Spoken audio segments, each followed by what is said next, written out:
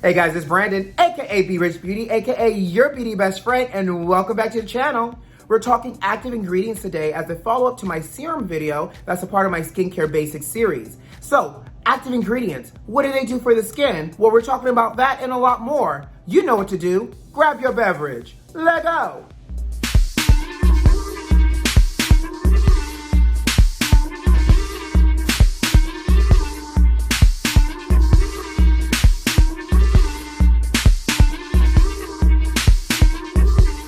Hey beauty besties, how you doing out there, sugar? But most importantly, what you sipping on? I got a little sparkling flavored water in here and we're gonna chit chat on active ingredients. So grab your beverage and let's talk. So we discussed what a serum is and how to apply it. Now we're gonna talk about active ingredients and what they do for your skin based off of your skin concern. So that means class is in session. Grab some paper, grab a pen so you can take some notes. Open up the note page on your iPhone or whatever the equivalent of that is if you're about that green bubble life.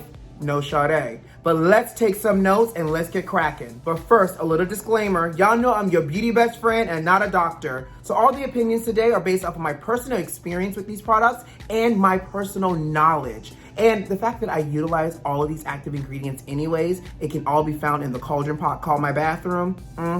So now that I got that out the way, let's get started. As another thing, as you're thinking about key ingredients, keep a couple of things in mind. One, what is your skin sensitivity level? That's the first thing. Two, what do you want to address here? Do you want to address anti-aging? Is it scarring? Is it dark spots? Is it discoloration? Is it acne, sugar? Or is it E, all the above? Because each active ingredient will target something specific to help to treat your skin. And then once you do that, do your research, figure out what active ingredient that you want to find from a particular brand and how it fits within your budget and your coinage, sugar. Now, with that being said, first active ingredient that we're going to talk about is niacinamide.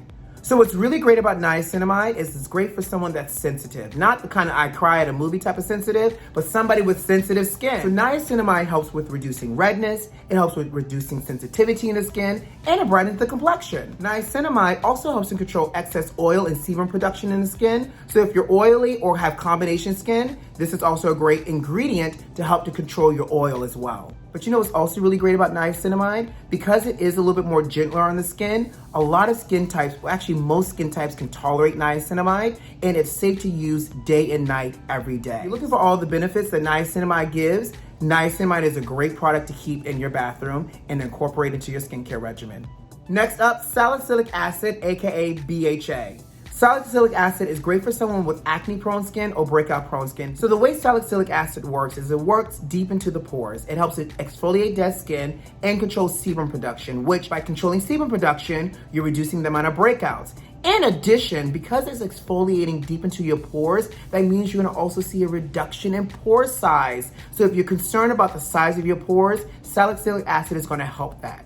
Now, because it is exfoliating, it's safe enough to use every day, but because you are exfoliating, I recommend a few times a week, so that way you don't overly exfoliate your skin and you don't overly dry out your skin either, because if you dry out your skin is gonna go into survival mode and produce more oil to try to compensate, and you're doing all of this for nothing, right? So make sure a couple times a week, and because it provides a gentle amount of exfoliation, use your SPF, okay? I love me, y'all know I love something because I just went to my head voice. I love me a good retinol. It's one of the best ingredients on the market. It does so much. It helps with diminishing scarring from acne. It helps with fine lines and aging and wrinkles. It helps with dark spots. It helps with inflammation in the skin. It helps with scarring. Like retinol is really it's the retinol for me. It's everything. And because it's such a great ingredient, it also could be a little tricky-nicky because the retinol can cause sensitivity in the skin if the percentage is too high or if you're using it too much, just as a FYI. So because it can cause sensitivity, I recommend using a retinol at night because it makes your skin a little bit more sun sensitive.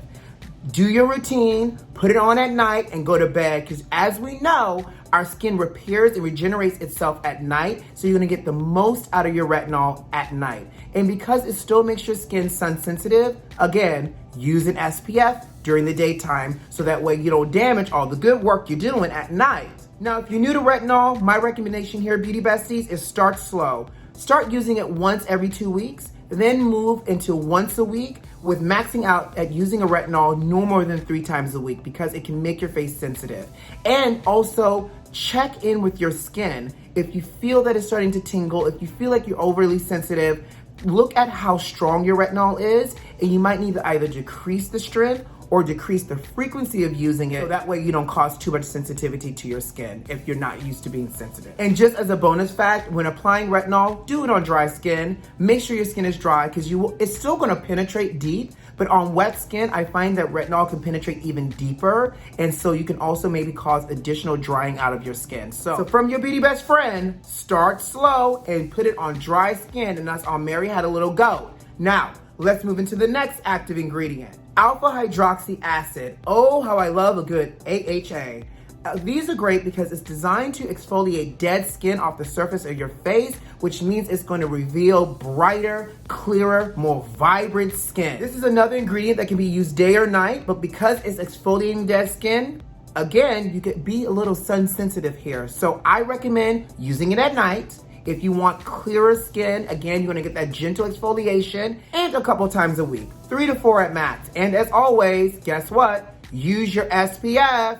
Next up, hyaluronic acid. Who doesn't love a good magnet, honey? And I'm not talking about me, but I'm talking about the moisture magnet that hyaluronic acid is. It's considered a humectant. And what a humectant does, it attracts moisture out of the air to make your skin feel soft, plump, and supple. So if you want soft, plump, supple skin, if your skin is a little bit more dehydrated and you want to inject it with a little extra boost, clear, a little shock of moisture, our hyaluronic acid is the way to go. So one of my tips, if you really want to increase more moisture in your skin, apply your hyaluronic acid before your moisturizer. Because again, in texture-wise, it's going to be thinner, but once you put that moisturizer on, because the moisturizer is meant to add, hydration and moisture into your skin, the hyaluronic acid takes it and it swells. Fun fact, because I'm a little bit of a geek, typically a humectant, especially hyaluronic acid, can hold a few times its weight in moisture. So with that being said, that's why your skin feels so soft and supple, because it's swelling up with moisture to give you all that extra hydration. Hyaluronic acid is the way to go, especially if you need it.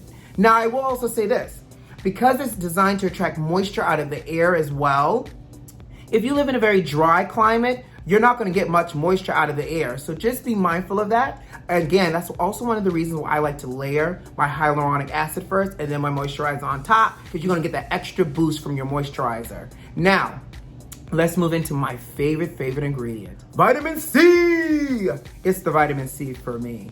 Baby, I love vitamin C. It's an antioxidant and it helps to brighten the skin. Notice I'm saying brightening and not whitening, because it's not going to make you lighter, but it's going to make your skin clearer. It's going to make your skin appear smoother. I am personally blemish prone, and I keep me a vitamin C, ascorbic acid, in my cabinet, in my cauldron, in my layer, in my bathroom at all times, because that is how I keep my complexion clear, and that is how when I have a breakout and it leaves a mark, if I use my vitamin C consistently, it fades rather quickly, and I'm left with clearer skin and the mark goes away a lot quicker. If you're concerned with dark spots, sunspots, blemish spots, you get a blemish and it leaves a mark just by looking at it, you don't even have to touch it, you just whisper at it, and when the pimple goes away, it leaves a dark spot, yeah. The vitamin C is going to help you with that. Now, pure vitamin C is ascorbic acid, and it can be a little volatile. And I say that because it's light sensitive and it's also time sensitive. So you want to make sure that you don't keep your vitamin C exposed in direct sunlight. And you also want to ensure that you utilize your vitamin C fairly quickly, because what happens is vitamin C in its pure form has a little tint of orange and a light shade of brown. If you're utilizing your vitamin C and you're noticing it's a darker brown, it's now not as effective anymore, and I would really recommend replacing it and throwing it away. You want to ensure that it's not a dark brown color. You also want to ensure that you wear sunscreen if you're on a high vitamin C regimen for your face, because again, it's sun sensitive. So if you go out in the sun and you're wearing lots of vitamin C, you can actually do more damage than good as well, just as a FYI. Don't ask me how I know, because I know, okay?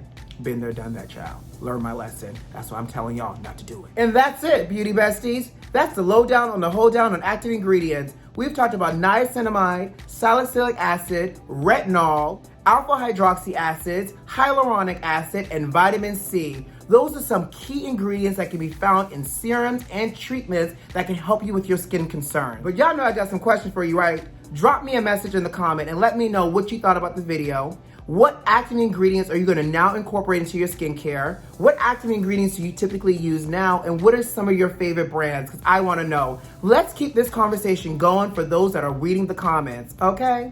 Now, I got to go. You know what to do. Subscribe to the channel if you like this video if you like, and leave me a comment. Most importantly, check the notifications and make sure they're turned on. Who loves you? I do. See you next time. Bye.